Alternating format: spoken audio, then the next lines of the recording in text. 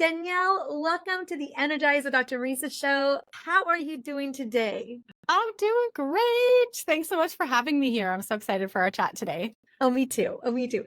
So, what I want to ask just out the gate is, I just love your passion. It's such a topic that I love myself, that I am super passionate about. But I was curious, when you decided to really dive into understanding the root cause of sugar addiction, kind of emotional eating, what was that defining moment for you? What was that aha moment where you're like, this is the work I know I need to do in the world? Yeah, so beautiful. So I would say that, there's obviously two defining moments. There was a moment that I realized I was addicted to sugar and it was totally robbing me of the future that I wanted. Whole nother story. We can go into that if you want. But the moment, like for me, actually unfolded years after. So when I sort of had my wake up call to sugar, at that time, I became really passionate about nutrition and health and obviously wanting to heal my body and support myself. And I took a course in holistic nutrition coaching, started working with clients, started helping women detox from sugar, eat healthy, meal plan, really focused on what I now know is a lot of the surface level stuff that, we often strive for, but isn't really getting into like the nitty gritty of how we actually create lasting change, especially with food. And during that couple of years, it was about 2 or 3 years of starting to work with clients in sort of health coaching, nutrition coaching space.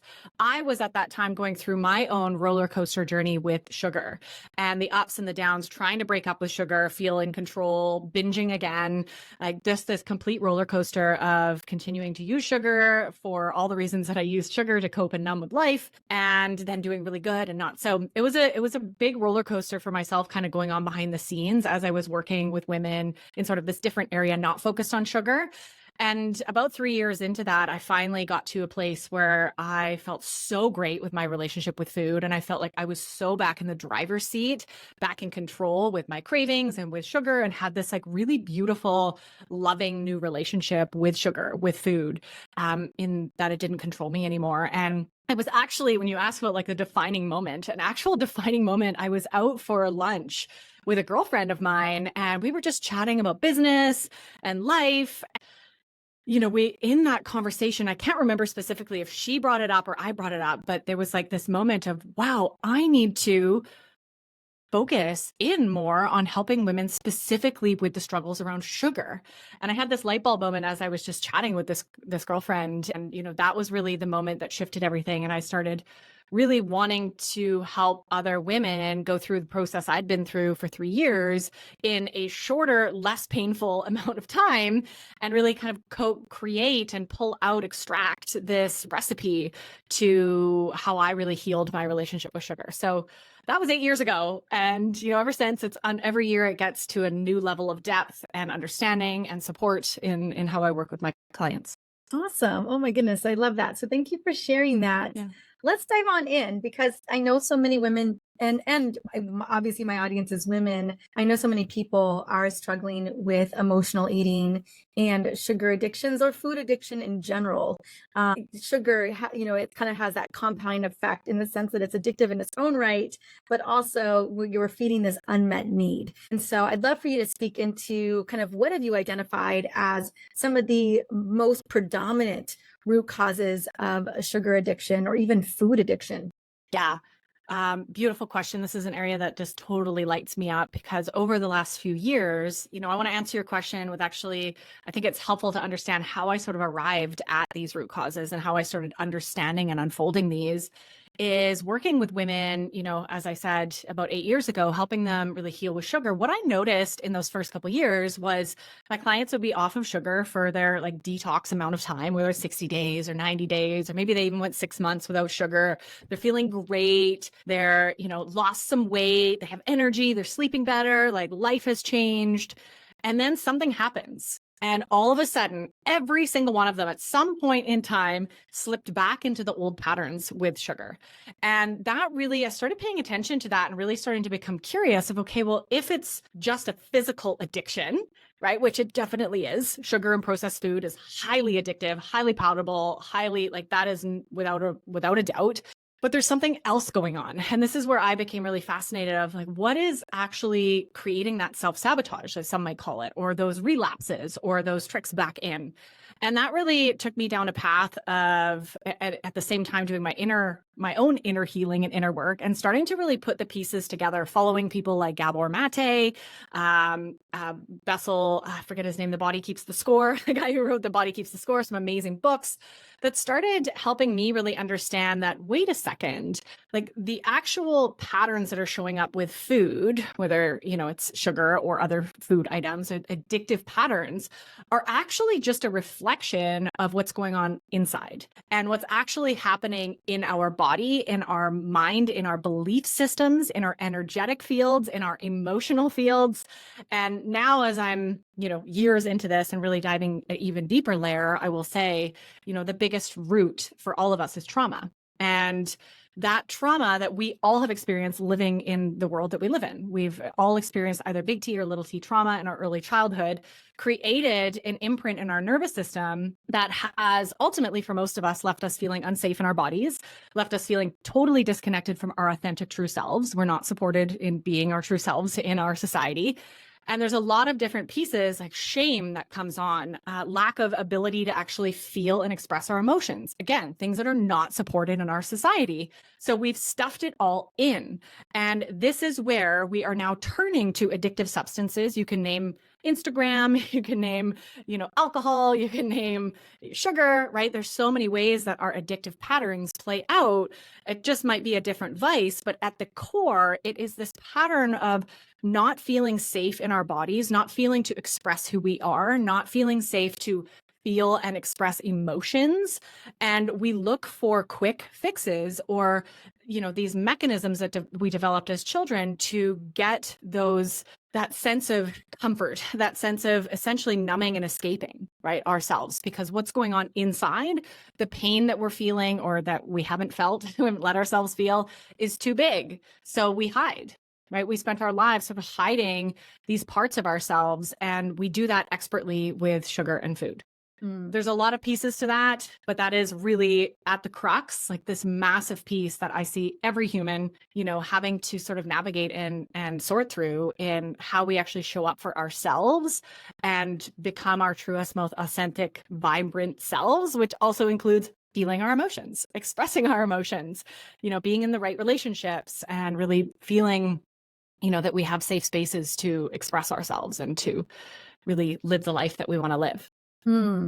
So much to unpack. And I 100% agree with you. 100%. We are adaptations of what happened to us as children.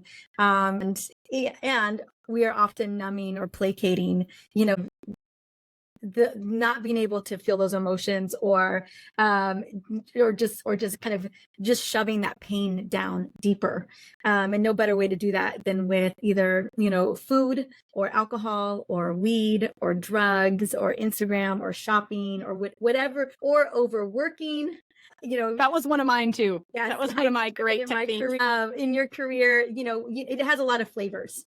And some are more rewarded than others, but at the end of the day, those mechanisms, like you said, those adaptations are designed to create safety. One of mine is control. I feel safer when I am controlling situations. And so that, I don't know if that's necessarily an addictive tendency, but definitely an adaptive tendency. And so I want to dive deeper into this, because if the sugar addiction is the symptom, I'm not going to lie, the getting to the deeper root of this trauma or these, kind of the stress response system or this, kind of addiction, I'm not going to lie, it feels heavy. It feels heavy and it feels hard, because it's a lot easier to eat a donut or go to Starbucks than it is to deal with this stuff. I'm personally right now going to a trauma-informed therapist to do the work. And it can feel at days, it can feel very insurmountable. Kind of just like we were talking about mold illness that I'm dealing with right now. I'm just like, mold illness, and I gotta go clear some trauma. It's so Yeah.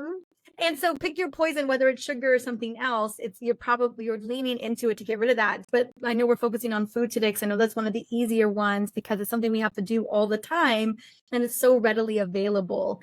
And so talk to me a little bit about how do we begin to identify? So that's the first step. We talked about kind of the general, and I bet people are having an aha moment right now listening to this. Maybe they read The Body Keeps the Score, or oh God, what's the book with Oprah? The guy, what happened to you? And there's a lot of books out there, right? Yeah. And so first, how do we identify that there's something deeper than us, reaching for the cabinets, and then the shame spiral that comes as a response to that? Yeah. Yeah. Before I answer that, I want to I think what you said earlier was, I want to open that up a little bit, because it's really powerful when we realize that these struggles that we're having are something that, yes, may feel big, it may feel like a lot of work. And it's also a lot of work to carry the shame, to carry the guilt, to carry the self-hate, to carry the weight, the health issues that eventually show up. I think it's pick your hard, right? It's also really hard to stay addicted to processed food. It may feel like the easier choice right now because it's what you know, right? And it's what feels safe, but it's also very hard to gain a bunch of weight and to feel miserable all day and to be exhausted all day long. And so I just wanted to pull that out. I think, yeah, I mean, we pick our hard. Life is hard. And I will every time pick the hard that's going to help free me and open me up to more joy, more happiness. That to me just feels like so worth it.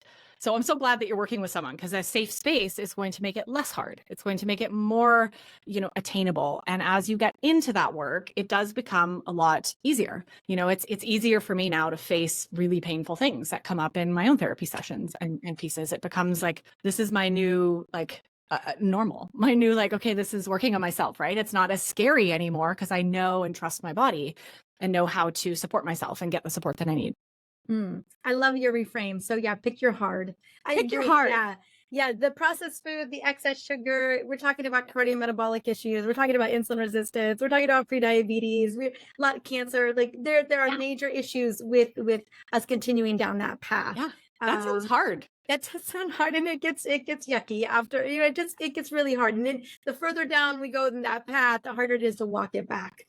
So I agree. But I knew that was the thing that people are potentially thinking of, what does this even look like? Because I'm, in my journey of going back and doing the work, it's not like I haven't done it. I've done work. I've done a lot of work, and yet here I am doing more work, because there are patterns that love to just continue to show up, and I wonder, if they're always just going to be there, they're just going to be a part of who I am. And then how do we manage that? And so in connection with, the role of trauma, or overactive stress response system, or just painful emotions that we've kind of shoved deep down, and our relationship to food, how do we begin to bridge that gap? Where do we start? How do we start to tend to ourselves, again, with the complication that food in its own right, again, very palatable and very, very addictive. It's designed that way. Yeah, for sure. Love this question. There's so many pieces here, and it really ultimately depends on the person. There's no one blueprint and roadmap. And, that's one of the unique ways that I work is, in my programs and the work that I do with my clients, it's not here's exactly what you have to do, because I don't know what's going on in your system. But how we essentially start is listening to podcasts like this, really beginning to be curious for yourself about your relationship with food. I mean, starting there, I love having these conversations with my clients. Actually, just on one of my group calls today, discovered one of my clients actually hates eating. So there's this hate relationship with actually sitting down and eating food and nourishing herself, which stems way back to her childhood and how food was treated, and the lack of, cooking that they had actually going on in their home. So there's some things that we're unpacking there. But that is a really important place to start, is just beginning to get curious without judging or shaming your parents, right? Thinking about what was mealtime like growing up? What was the beliefs around food? Was cooking encouraged? Was it a happy time? Was it something that was a waste of time, right? Or always stressful? What were kind of those early memories of even connecting with food? And from there, it really can start create a really understanding of framework of what's going on now, possibly with maybe a love-hate relationship that you have with food, right? Or an annoyance towards cooking, or some of these other patterns that may be showing up. And then, of course, when it comes to like our nervous system dysregulation, our traumas, we all have them. I say that very boldly, very confidently. We're human beings raised on this planet. We've all had challenges. We've all been laughed at school, or bullied, or bigger things, have happened, or emotionally neglected. I mean, this is also a piece of the times. It's a piece of my story as well, not ever feeling validated in my emotions. Learning very early on that in order to get the love from my caregivers, I needed to be a good girl. I needed to stay quiet. I needed to make myself small. Starting to just reflect, I think, to answer your question here more specifically, is where do we start? Is starting to self-reflect. And then once you are maybe starting to put some pieces together, work with somebody.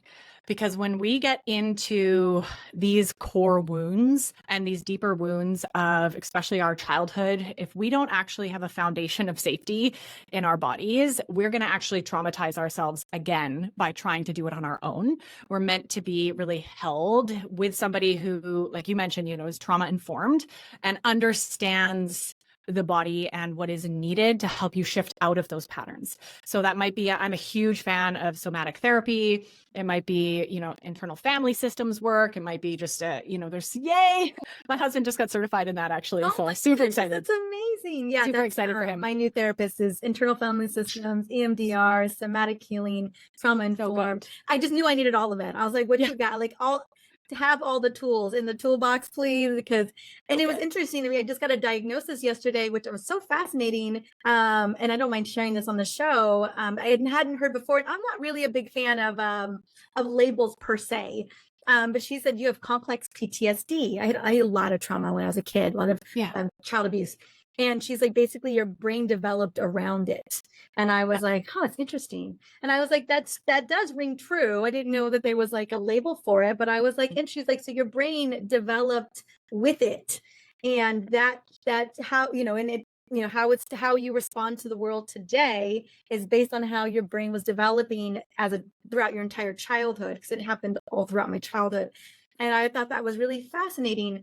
But yeah, I mean, just now as we're tethering and kind of teasing out what's going on here, just kind of diving in. I definitely have more of an addiction to, creating success and productivity than food, but, and there was a lot of food stuff too. Oh my gosh, the shame around food. My sister, unfortunately, still has a food addiction, major food addictions, because of all the shame around, how she ate. At one minute, like I had a grandmother who would just shove food in her face, but then make her feel so horrible about herself. And just like, we just think about those ways that we speak about weight, or we talk about someone's weight, or how they eat, or what they eat, or the way that they eat at a young age, and what the kind of stigma that puts on us as we get older. And so it just, it can get so deep, right? I really trying to start to untether all of that. Yeah, it is. And it's rewarding, and I really commend you for walking that path. And, I think we should all have therapists. We should all be working with someone if we want to improve, right? If we want to possibly heal parts of us that are maladaptive or not supportive or not supporting our goals, right? Or if we notice it showing up in relationships, that's often a place where people notice, like, I'm always moody, or I snap at the smallest things, right? And like, that is also a really important sign of a dysregulated nervous system, which I think we all have at some level. Like you mentioned, actually that brain development in childhood, your nervous system's also developing around that trauma, right? And those experiences that you had, right? And your sense of like who you actually are and what's okay in the world and how you need to behave in order to to get the love and attunement that you needed. And it gets kind of formed in this maladaptive way, right? In a way that's like not necessarily ideal, right? Or healthy. And that's okay. We all have that, and so that's imprint in some sort of way. And then it's about teasing in and starting to work with someone or do, engage in different modalities. I am newly certified as a somatic breathwork facilitator. I'm very passionate about breathwork as a tool for nervous system regulation and processing emotions and healing. There's a lot that we can do there. So there's lots of different modalities, of course, but getting in and actually starting to do that work, and I think, as you've mentioned a few times, like it's a lot and it gets complicated. One of the things I just want to remind everybody listening, if you're feeling like the weight of this, and you're like, oh my goodness, this is going to be like lifelong, just remember it is. Remember it is. We're not sugarcoating it here, right? It is. But here we both are like loving it, right? And being willing to face that fire and become stronger because of the work that we're doing. But I want to remind everybody that it's not an all or nothing. Like this is a really slow burn, right? I think I know a lot of women that I work with, especially around even that piece around opening up to feeling your emotions, right? They feel like as soon as I allow myself to feel a little bit of grief, I'm going to completely fall apart and never be able to function in society again, right? There's this belief that it's just like totally going to take me under and I'm never going to be able to feel happy ever again. Mm-hmm. And it is so not true. And this is especially why if you have complex PTSD or big T trauma, especially important to work with someone who can support you in titrating. So meaning going 1% into the pain and then coming out of it and learning how to actually like go in, do some work and then come out and be good and compartmentalize. Like this is a really important part of how we slowly start to do this work as opposed to just jumping off the deep end and completely falling apart. And I think that's really important for people to understand that it's a gradual and all the pieces start to fit together. I mean, I'm about 8 years into my like deep dive and there's new layers. And as you're noticing too, right? You're just getting into new layers now. And that's okay. It's beautiful. I think that's part of what it means to be a human and have that drive and desire to grow and to heal and to live our healthiest, most vibrant selves, right? I'm guessing that's what we all want. That's what I want. Yeah, no, that's what I want too. And I just want to, from a position, guys, if there's anything that makes me feel more alive is stepping into my higher self or my true authentic self. Because I've been in an adapted version of myself for so long. And my true authentic self, she comes out, she's there, she shows up. But, my adapted self, she knows how to be front and center more than anything. And there's an aliveness to that. I want to see more excited for that journey than I am for healing mold illness right now. All the journeys that we get to be on at the same time. But I want to swing it back in the sense of, yes, owning that it's always going to be this beautiful journey that we get to embark on to become our true authentic self. And, as we're healing parts of ourselves, we get to heal some of these addictions that are allowing us to stay and feel safe. So in that beautiful journey, is it that we start, going down the journey of learning to trust ourselves first before we address the emotional food addictions? Or is it something that we do in conjunction with each other? Yeah, great question. I think it all needs to be done together. Okay. In my approach, the similar question I've had in the past. And when I first started working with clients, I would do this as sort of a tiered approach. We would start with like the detox, which is important. Obviously, we got to get the junk out of our bodies to help it heal. So very important part of the process. And since I've sort of created this 3-pillar system that I use with my clients, which includes and actually weaves together very strategically the detox, community connection and support, because actually being heard and seen is a big part of our healing, especially with other women, and the inner work stuff that we're talking about. So learning to trust yourself is a very ongoing process. And when our brains and our guts and our cells are hijacked by processed food, we can't trust ourselves because we're not in control. So, in that regard, that has to be weaved into that process as you start, detoxing from the sugar and getting into that process, over the course of weeks. Hopefully you can begin to start trusting yourself, right? And start learning how to show up for yourself, keep your word to yourself, all these wounds that we have when we've let ourselves down for our whole lives, right? So I think Yeah, it definitely needs to be weaved together. We need to remove the toxins from our body, and then we can really get into shining the flashlight on what's really going on under the surface, right? The crutch is gone. Now we're going to do some of that deeper work. And why aren't you trusting yourself? Why aren't you loving yourself? Why don't you feel like you're enough? Like, let's get into some of that. Before we start to go back into that spiral of addiction again. I want to speak a little bit into the detox. I've been taking people surface level in reducing their I've done sugar. it too. And it's profound to know, to reclaim food freedom and to reclaim your palate. Like if you, because some of us, we don't even know what that feels like to not have an addiction to certain things. So I'd be curious just to spend a little bit of time there. I just want to spend a little bit of time there because I feel like my audience is pretty, they've heard a lot about detoxing from sugar and detoxing from ultra processed foods and the chemicals and additives and all of that. But I'd love to hear your approach as well. And just give your body a clean start, reduce the inflammation, get the blood sugar levels back to a decent range, and hopefully increase your insulin sensitivity, because all of that's playing a role, right? But then I want to dive a little bit deeper into the trusting yourself in those modalities, because that's why I think people, my audience, I don't know how savvy they are, how many of us are doing the work. I know my women know more, definitely know about the nutrition piece, probably more than going deeper into like really healing our emotional heart, our well-being in that way. Yeah, so great, because that's the area that I love.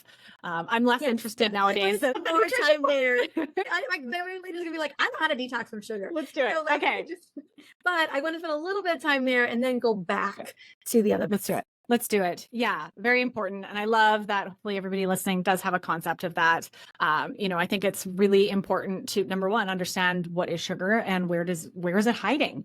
I mean, it's so simple. This is the first exercise I have all my clients do. They actually track their sugar intake, and they're like, why is there sugar in my tea? Why is there sugar in my salad dressing? Right? You start to learn where they're adding all of these sneaky sugars. So I think there's something like 300, probably 400 by now, different names for sugar that food manufacturers now use to try to trick you on food labels. And there's a whole thing, of course. So we do need to kind of learn and become the investigators as we navigate into that.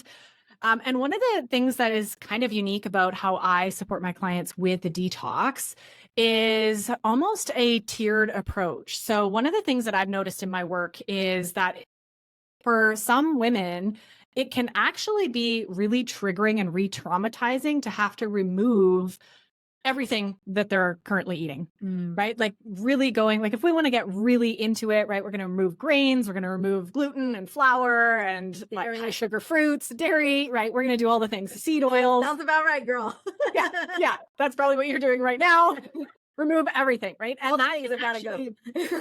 Be really, really re-triggering for a lot of women, especially who have possible eating disorders, binge eating disorder, anorexia, like these sorts of things can the binge and restrict. So that restriction piece can be really triggering. So working with that, understanding, again, coming from a trauma-informed lens as we detox from sugar, is I often give my clients 3 tiers. So understand like how hardcore do you want to clean out your body? Here's like level 1, level 2, and level 3. So at the basic level, I'm having all my clients definitely remove flours, added sugars, high sugar fruit, anything that we know as sugar, of course. And that really in itself takes out most of the processed foods.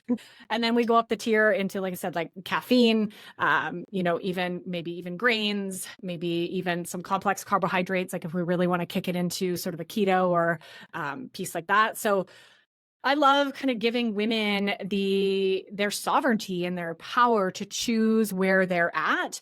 And often what we'll do is start a client out who's totally terrified, never given up sugar in her life before at like that basic level. And then a couple of weeks later, we'll up it a notch, right? And then a couple of weeks later, maybe up it a notch, right? And it's all a process and journey of trusting your body, of learning, like, what are you ready for, right? Without making this something that is completely unsustainable and miserable. Like, I don't think detoxing from sugar should be miserable. There should still be lots of places where you can find joy in food, right? And reconnect to food in that way. So that's a little bit, of my approach on the detox. And Love it. When I do my programs, actually, I'm at week 4 right now of a detox with my current program. I do get everybody to do a minimum of 4 weeks sugar-free. And at that point, they're all getting to choose right now if they're ready to test the waters, if they want to have sugar in their life again, and how are we going to build that new relationship with sugar from a place of love and control. So they're getting to choose that next week. They're all kind of 50-50. Some of them want to stay sugar-free for longer because they don't trust themselves yet.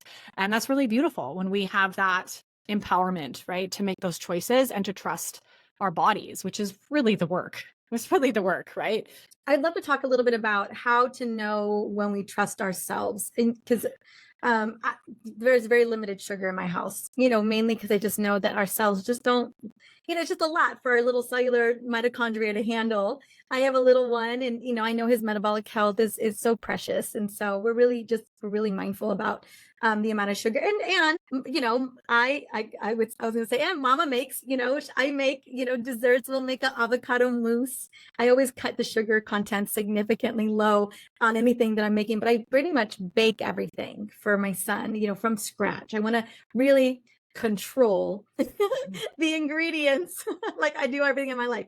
But so we're mindful, and I hope I'm doing it in a way, but my intention is very much like this is like this special little this little sweet dessert we get to have, this special moment, right? And we're really mindful of the language that we use. But for the most part, like, fruits are a big thing that we lean on in our house. And I find that my body my body doesn't do well with a lot of like extra sugar. So either it's a special occasion, or I'm just good. It's so I want to say that I feel like that's trusting myself and just trusting how to love my body in a way that I really love nourishing foods that are going to nourish me and my microbiome. But what is that? I know it probably is different for everybody. I was just going to share my statement, kind of my way of doing it. But how do we know that we are trusting ourselves enough where we are treating sugar with the respect, or our bodies with the respect that they deserve, right? Yeah. Curious where that nuance is, because I can imagine that it's blurry. Yeah, it can be, and definitely depends where you are in your journey. Okay. Right? I'm years into my relationship with food. I really understand my body well, and when things show up. But I love this question because the word that comes up is self-respect. As you're talking about trust, but this is really getting to a place where we see food as loving nourishment for ourselves. And that may also be a homemade brownie, right? That is like actual loving nourishment. So I think for me, and again, it is totally different for everybody. For me, that definition of like, how do I know when I have that healthy relationship? How do I know that I can trust myself is number one, when I'm keeping my word to myself. So if I'm saying, well, I'm not going to have any dessert tonight, do I actually not have dessert tonight, or am I talking myself into dessert later? So that inner battle of like, am I actually in integrity with my word still around food, around everything in our life, of course, but we're specifically talking about food. So am I keeping my word, or am I like finding ways to sneak sugar in? And then being really hyper aware of like, how am I using sugar? Right. So is it a way that I'm relaxing and like coping with emotions at the end of the day? Is it because I'm celebrating? Like for me, a big part of what I call sugar freedom and a healthy relationship for me is when I choose to eat sugar, it's not attached to anything. It's not because of something. It's because I just want some sugar right now. Like there's not this extra attachment of like, I need to escape an emotion, or I need to celebrate, or I need to feel like I'm part of this party. Everybody else is having birthday cake. I want to fit in. So just like understanding those patterns that used to lead me to eat sugar. So as I come at sugar, am I neutral? Am I choosing like very neutrally to be like, oh yeah, I'm out at this cafe. They made amazing croissants. I'm going to have an amazing croissant, right? As opposed to like planning it in the head. So that's a really sign. Yeah. Interesting. Yeah. So I'm curious then. So I want to go in a little bit more nuance. I know the wheels are turning. And, for instance, I don't drink alcohol. I haven't for a long time, really, since my son was born. But I had it occasionally. And even then, I woke up the next day and I was like, I don't, like that was not the move. The juice wasn't worth the squeeze. And so I took a whole year off of alcohol in general. And I guess longer now, honestly. I don't know. But I was, I've been thinking, maybe maybe a book deal celebration, like a tiny glass of champagne, or maybe, but I would only be doing it for celebration. So there would be attachment to it. Yeah. Because I still love, I'm not gonna lie, I love alcohol. I love a good sexy glass of red Bordeaux wine. I love a good wine from Piemonte, Italy. And Yeah. I honor my body enough to know that my body's not down with the get down. So Yeah. so I've been trying to play with this kind of place, and I'm not sure where to land. I bet a lot of women are thinking the same thing of, Yeah. I know it's not doing often, like a full glass, definitely the next day on my brain's not gonna love it. And there I feel like there's a couple moments in my year where if I have a little bit and it doesn't adversely affect my brain or the way that I feel the next day, and I still get to enjoy it and it feels celebratory, that's okay. Would that be okay? I mean, I'm just curious where that lands in the terms of the Yeah. nuance. I love that. I'm going to throw that back at you. Like, is that okay? Does that feel okay for you? Yeah. Right? That is ultimately all that matters. Right? What's okay for me is not going to be okay for you, and vice versa. Like, I think this is the nuanced part of discovering what we want our relationship with alcohol or sugar or Netflix or Instagram to look like. Right? Like, we get to decide. Like, and I think we all know. Like, I think you know. I know you already know. Yes. If you really tuned in, you know what is okay and what's not. I'm cool with it. You know, totally. Great. And enjoy it. Like, I'm with you too. I love a good glass of champagne and celebration. So, like, I think we all know, is that happening every single month? Or is that a couple times, right? Like, is every Friday night a reason to celebrate, right? Like, we'll get into those tricks because I know I used to do that. I was gonna say that's a trick. I also had a moment. I told you we're in this mold, everything. Oh. We have some huge chocolate bars in our house, and I'm not gonna throw who under the bus who's consuming these chocolate bars. It's your husband. I know it. Mine does. Exactly. It is. It's always the husband. And so the other night things were feeling really heavy and I was feeling overwhelmed. My grandfather just died, just a lot of things just stacked it up. And I don't know if I had made a commitment to myself that night that I wasn't, almost every night, I'm not having dessert after dinner. I have a nice glass of tea. But I also did know that these chocolate bars were in the pantry. I did know about them. I didn't buy them. And I think it's okay. I think it's great to have, this beautiful chocolate that Hugh makes. And I decided that I was I had a square, but I had a square. There was an attachment to it. I did feel like I hit the wall. I did have a little moment. My kitchen was a disaster. Our whole house looked like we were moving out of it. And, my husband was upstairs with my son, giving him a bath. And I just had this one moment to myself. And I knew it was only 5 minutes before I had to get up there to read his stories, which I love to. That's not a chore, but it was this moment. And I was like, I deserve this little piece of chocolate and I had it, but I do know that there was attachment to it. Because I was feeling overextended. I'm so glad you brought that up because this is part of it. I believe that this is a big part of it in like my definition. And like, I love this example because I've had many of those myself as well. I'm not perfect. I still eat sugar. What I call this is like conscious escapism or conscious coping, in where we're actually aware that we're doing it. And we're like, from a loving place being like, I'm going to do this. Like, I need a moment. I'm having a glass of wine. And I think like for me, I keep very close watch. I'm like, am I doing that all the time? Or am I like working through my shit and then like consciously needing to take a break? Like often for me, it's Netflix. That's not something that I want to use, but often that's what I'll use to like numb out, to just like check out when things are getting like way too heavy. And I think that's actually a healthy break. Like, I think we do need a pause. We can't always be in the work, especially when sometimes life is throwing a lot of really heavy stuff at us at once. I think it can actually be supportive to take a break, like have a mental break. And yes, okay, sugar and alcohol is not the best way to do that. Maybe Netflix is healthier. I don't know. At least that's my justification. It's not destroying your metabolic health or your... No, but it is destroying my brain. Yes, it is. Especially the crap I'm watching. Yeah. But I really just want to bring forward that like the piece here that's really important is how are we talking to ourselves through that? I feel like that is the biggest definition of success or not. Like when in that situation where you were like, I'm going to have this piece of chocolate, like it's been a tough week. I'm going to use this for emotional comfort tonight. I'm aware of it. Like, are you fully embracing that with love, or are you then guilting and shaming yourself? Are you negatively talking to yourself? Are you going, oh my gosh, I'm a horrible person. I just use this thing to cope and I'm not supposed to do that.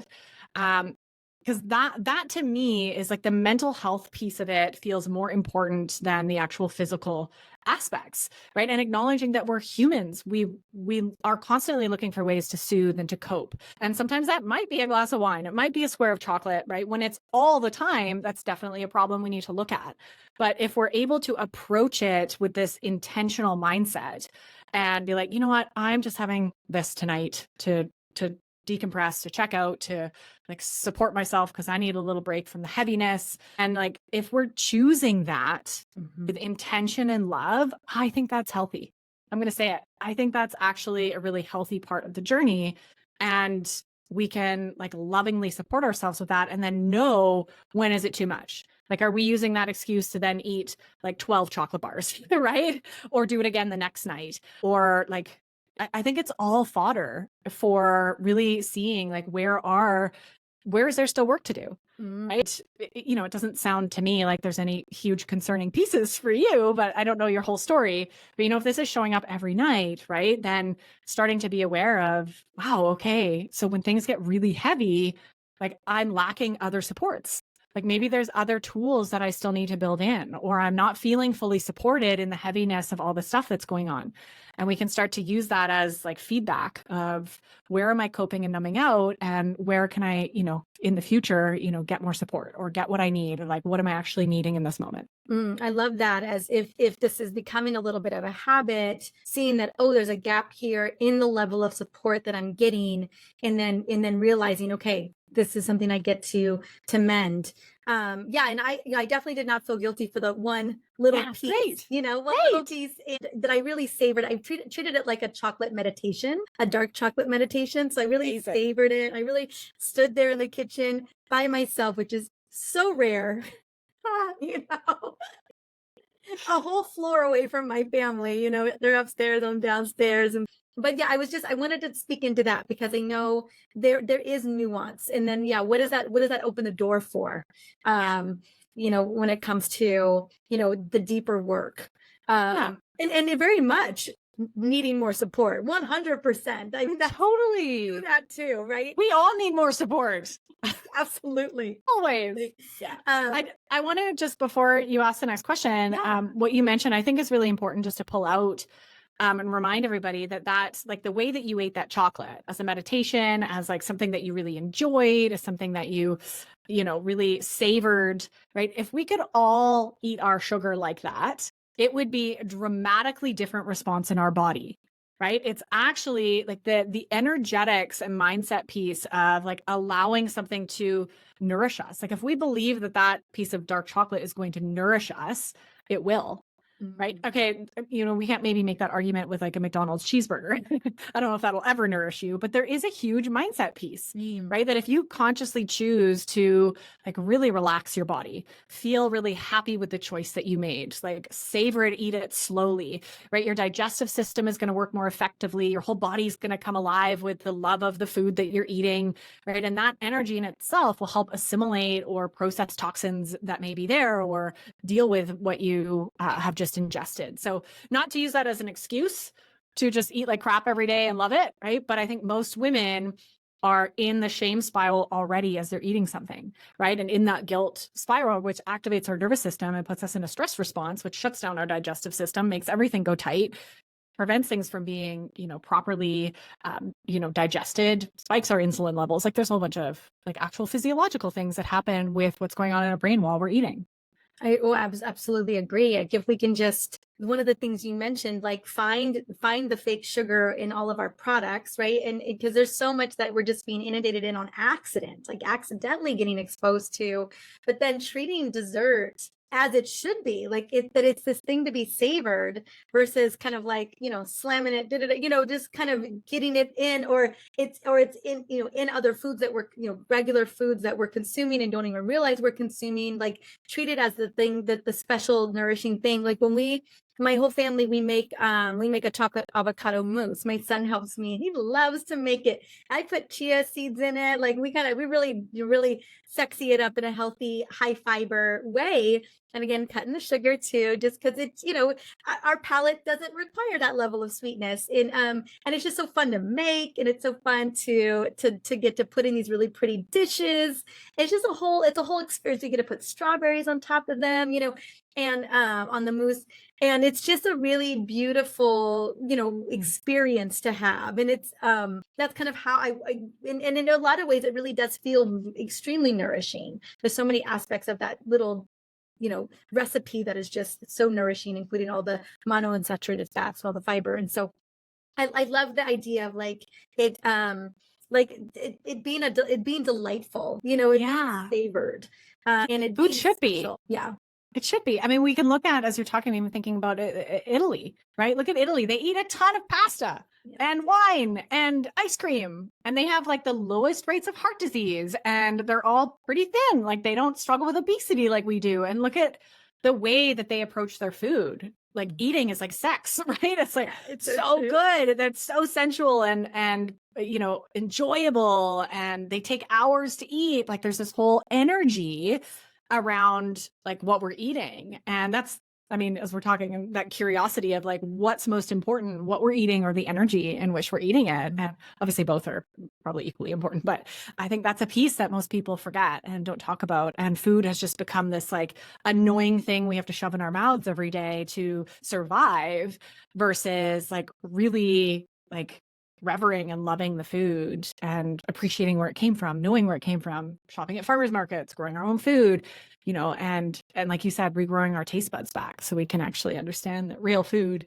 has flavor to it. Yeah. Which if your taste buds are hijacked with processed food, you don't taste a cherry tomato. You can't taste real food in the way that it's meant to be tasted. Agreed. And the last question I wanted to ask in the little time we've got is, I'd love to have you speak into processing emotions, some of the wonderful modalities that you have loved. I mean, obviously, you and your husband are both so invested in, not only for yourselves, but for the people that you serve, that you find can really move the needle for us, including somatic breath work and obviously internal family systems, and really just somatic healing. We have about 5 minutes before I have to jump to another appointment, but I'd love for you to highlight that. And then I want to just get people to you to really open the door for their healing journey.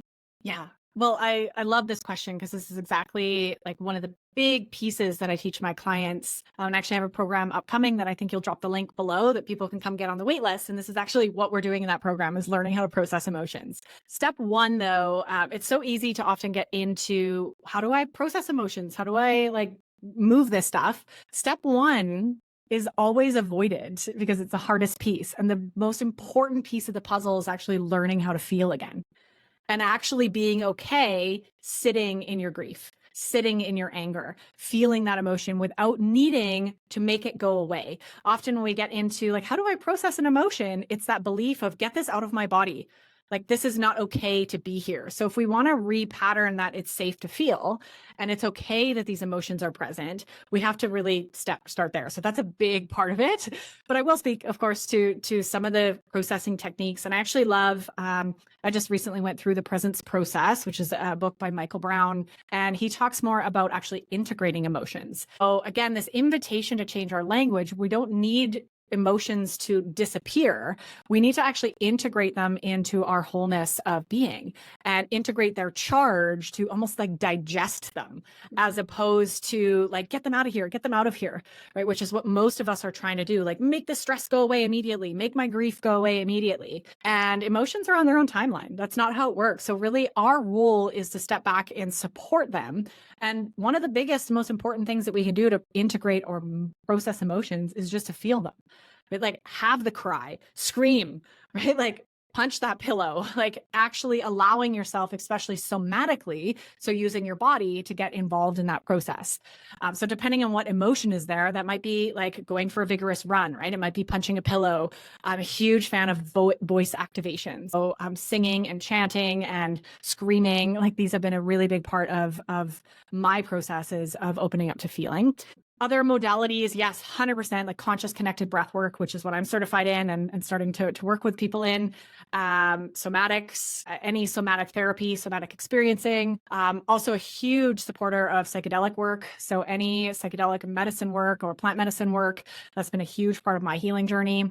And really starting to like put yourself in situations and relationships. So maybe that's a group, maybe it's a coach, maybe it is your friends, where you can be vulnerable with each other. So going to places like women's circles or full moon circles, right? Or these places where you can actually be vulnerable and explore together. You know, often when we're seeing someone else in pain, it gives us access to start feeling our own pain.